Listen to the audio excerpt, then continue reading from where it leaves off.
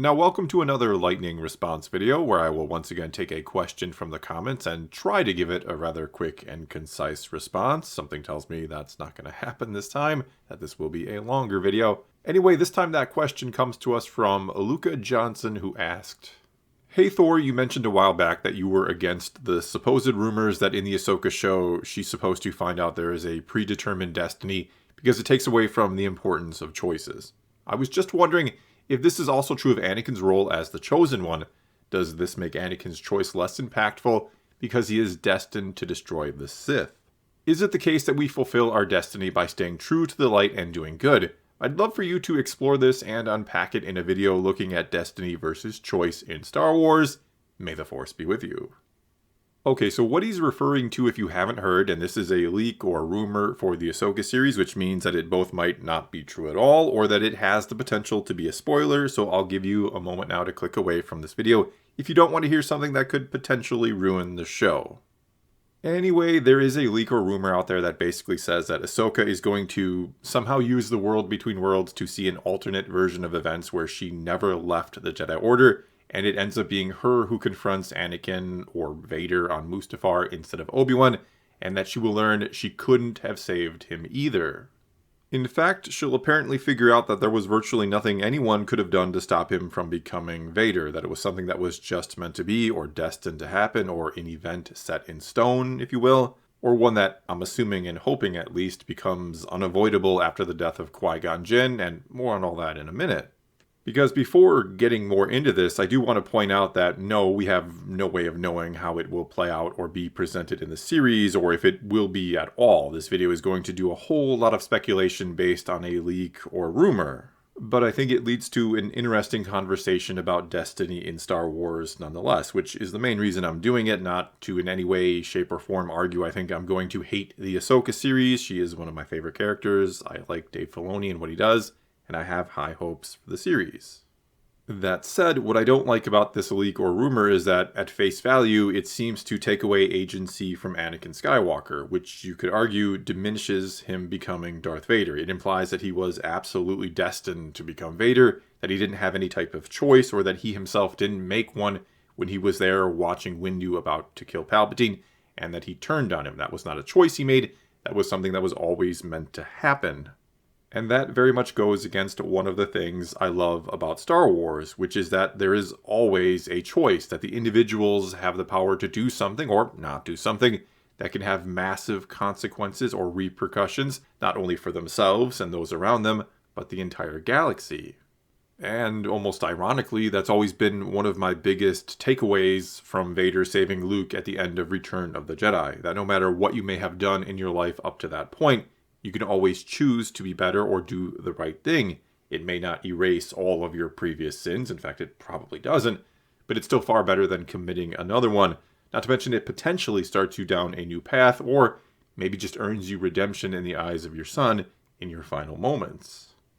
And so, basically, when I watch Return of the Jedi, I still want to believe that was Anakin making the decision to save his son and rejecting the dark side, not something that the Force made him do in order to fulfill the prophecy.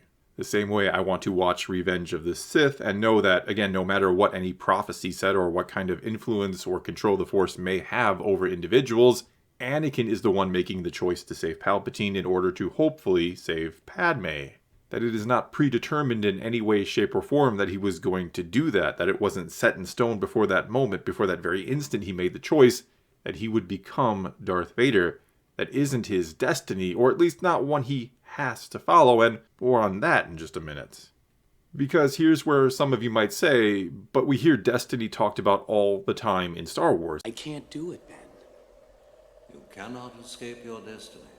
You must face Darth Vader again. That you yourself, or I, have even argued before that Qui-Gon Jinn was destined to find and train Anakin, and that if he had, things almost certainly turn out very differently, that Anakin never becomes Darth Vader, and he finds a way to fulfill the prophecy another way and defeats the Sith and saves the Jedi Order and all that good stuff. And that's very much true. I have made that argument before, which is probably making me sound a bit like a hypocrite, that I'm okay with Qui-Gon having this destiny with Anakin that gets ruined, you could say, by Darth Maul. But I'm not okay with Anakin, after that destiny gets ruined, having a different destiny that involves him becoming Darth Vader. And to begin to explain myself, let me play this quick clip of George Lucas talking about all these sorts of things. Found in all living things, around us, flows from us, controls individuals, yet we have free will. We have a destiny if we want to follow it. And the key part I want to focus on is that we have a destiny if we want to follow it. That yes, the Force controls us, or those in the galaxy, that it controls them to some degree, but they still have free will to make their own choices, which I take to mean that the Force gives everyone in the galaxy some type of destiny, that everyone can find a place and purpose within it, but it's up to the individual to follow that path or not, though the Force will perhaps in small subtle ways help guide you if you let it. That's the control part I think Lucas is talking about, not that it physically or mentally will control you. We even hear Obi-Wan kind of talking about something similar in A New Hope, though he's obviously talking about how a Jedi uses the Force there. But again, it is very similar in concept. And this also doesn't mean it's always a grand galaxy-saving purpose. Obviously, most people, the vast, vast majority in the Star Wars galaxy, are probably destined to live a happy little life if they follow the right path. Maybe they choose a simple life as a farmer, they get married, have a couple kids, and that's their happiness. Or maybe they're destined to chase a much bigger dream, but still not a galaxy-shattering one, to become a famous singer or something. I don't know. But everybody has some kind of purpose if they want to try and follow it. Either way, every life can have meaning, a meaning partially given to them by the Force and partially created for them by themselves. Or at least that's how it will feel to them, no doubt, like they are completely choosing their own path and their own destiny, not that they are fulfilling the prophecy of the Force for them.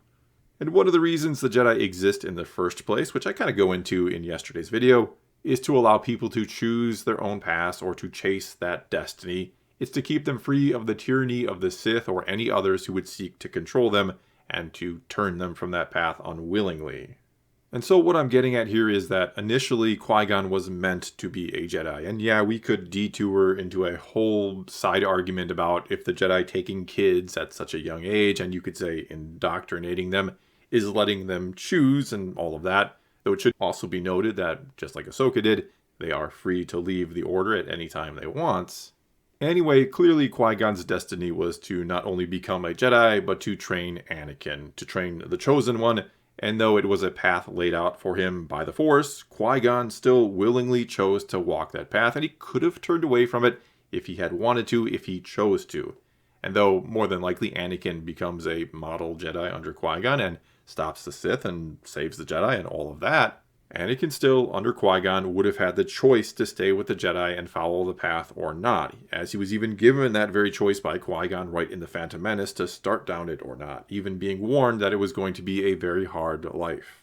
Just like, though it seems after Maul killed Qui-Gon, that Anakin's destiny at least partially changed, that he was still destined to destroy the Sith, he just now was maybe meant to do it in a, shall we say, a more roundabout fashion by becoming Darth Vader first. I still don't think of that as something that had to happen. He still, as I was saying before, he could have made the choice not to turn on Mace Windu in order to save Palpatine.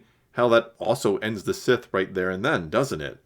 Him letting Windu kill Palpatine is kinda him fulfilling the prophecy. Not to mention it may also have caused the Jedi to realize just how blind they had become, and they would have changed their ways as well, separated themselves a bit from the Republic, which is also something I talked about in yesterday's video.